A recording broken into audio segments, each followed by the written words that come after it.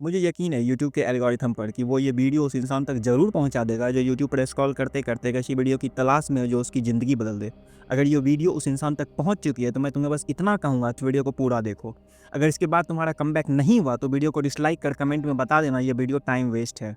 सोचो तुम कहीं जा रहे हो ट्रेन से और रास्ते में कुछ लुटेरे तुमको लूटने का कोशिश करते हैं और उसी क्रम में वो तुम्हें उस ट्रेन से बाहर फेंक देते हैं। फिर वहीं ट्रैक पे गिरने के बाद एक दूसरी ट्रेन आती है और तुम्हारा एक पैर उसमें कट जाए और तुम दर्द में घंटों तक उसी ट्रैक पे पड़े हो, अपने उस पैर को देख रहे हो, तो तुम क्या करोगे? कैसा महसूस करोगे? ये कहानी है अरुणिमा सिन्हा की, जो एक नेशनल लेवल वॉलीबॉल प्लेयर थी। एक दिन 2011 की बात है, वो एक ट्रेन में ट्रेवल कर रही थी और ये एक छोटी सी सफ़र ने उनकी पूरी ज़िंदगी बदल दी। कुछ लुटेरे ट्रेन में चढ़ गए और अरुणिमा से उनका बैग छीनने की कोशिश कर उन्होंने इसका विरोध किया तो उन्हें ट्रेन से एक धक्का दे दिया गया। और सोचो, उनका शरीर एक तरफ ट्रेन की पटरी पर था और दूसरी तरफ एक ट्रेन गुजर रही थी। उस दुर्घटना में उन्होंने एक पैर खो दिया और एक नेशनल लेवल एथलीट जो अपनी ज़िंदगी में सपनों के पीछे दौड़ती थी, वो एक ही पल में सब कुछ खो बैठी। पर क्या अरुणिमा ने हार मान ली, भगवान को कोसने लगी या किस्मत को कि इतना बुरा क्यों हुआ उसके साथ? नहीं, उन्हें लोगों की सिंपैथी नहीं चाहिए था और वो ना हारने वालों में से थी। अपनी बातें चिल्ला चिल्ला के कह रहे थे लेकिन कोई नहीं सुन रहा था। लेकिन कहते हैं मैंने अपने दिल दिमाग अंतरात्मा से ये चीज सोच ली कि ठीक है, आज आपका दिन है, जितना चाहो बोलो, एक दिन तो मेरा दिन आने वाला, मैं प्रूफ कर दूंगी कि मैं क्या हूं, मैं क्या थी, ये मैं प्रूफ कर दूंगी। हॉस्पिटल के बेड पे डिसाइड किया कि वो दुनिया की सबसे ऊंची चोटी माउंट एवरेस्ट को फतेह करेगी। लोगों ने कहा ये मुमकिन नहीं है, वो पागल हो चुके, लेकिन अरुणिमा ने अपने आप से कहा मैं करके दिखाऊंगी। लेकिन सिर्फ बोलने जितना आसान नहीं होता है कुछ करना।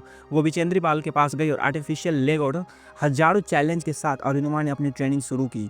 जब वो अपनी ट्रेनिंग शुरू की तो बहुत सी प्रॉब्लम आई। जो चीज़ें करने में किसी नॉर्मल ट्रेनिंग को वहाँ 10 मिनट लगते थे, उसमें अरुणिमा को 3 घंटे लगे। हर कदम उनके लिए एक नई जंग थी, पर उन्होंने कहा मैं अपने सपनों को, अपनी डिजेबिलिटी से हारने नहीं दूंगा। और अल्टीमेटली 2013 में अरुणिमा ने माउंट एवरेस्ट की ऊंची चोटी को छूकर दुनिया को दिखा दिया कि अगर इरादे मजबूत हो तो कुछ भी असंभव नहीं। और ना जाने कितने ऐसे एग्जाम्पल हैं, जैसे कर्मा एक ट्रेन एक्सीडेंट में एक पैर खो दिया लेकिन पारा बैडमिंटन प्लेयर बनकर इंटरनेशनल टूर्नामेंट में इंडिया के लिए मेडल्स जीते।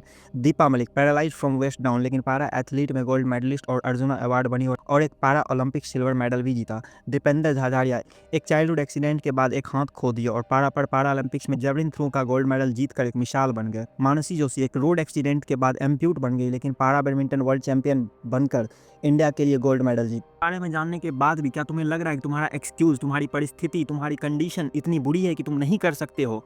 मेरे दोस्त, सफलता पागलपन मांगती है, सफलता जुनून मांगते हैं। तुम्हारी आंखों में एक जुनून होना चाहिए। तुम जब चीज़ों को, अपने सपनों को, अपने ड्रीम को, अपने गोल को देखो तो तुम्हारे अंदर एक अलग ऊर्जा, एक अलग एनर्जी होनी चाहिए कि तुम उसे हासिल करके रहोगे। तुम्हारे देखो, तुमसे बड़ा यहाँ कुछ भी नहीं है, तुम्हारे सपनों से बड़ा, तुम्हारे दृढ़ निश्चय से बड़ा, तुम्हारे हौसला से बड़ा यहाँ कुछ भी नहीं है। बस तुम यहाँ पे कंफर्ट जोन में चीज़ों में फंस जाते हो और अपने आप को वीक कर लेते हो, इसलिए तुम्हें वो नहीं करना है। तुम्हारे अंदर बहुत सकते, तुम अपने अंदर की हिडन पोटेंशियल, हिडन टैलेंट को पहचानो और आगे बढ़ो। बड़ी स्पीकर को शायद आप लोगों ने भी आज मैं भी आपको यहाँ पे चाहे जितना मोटिवेट करूं, चाहे जितना चीजें मैं बताऊं, लेकिन मुझे लगता है सबसे बड़ा मोटिवेटर कौन होता है? आप खुद। जिस दिन किसी भी लक्ष्य के प्रति आपकी अंतरात्मा जाग गई, आपको कोई नहीं रोक सकता उस लक्ष्य को पाने में। ये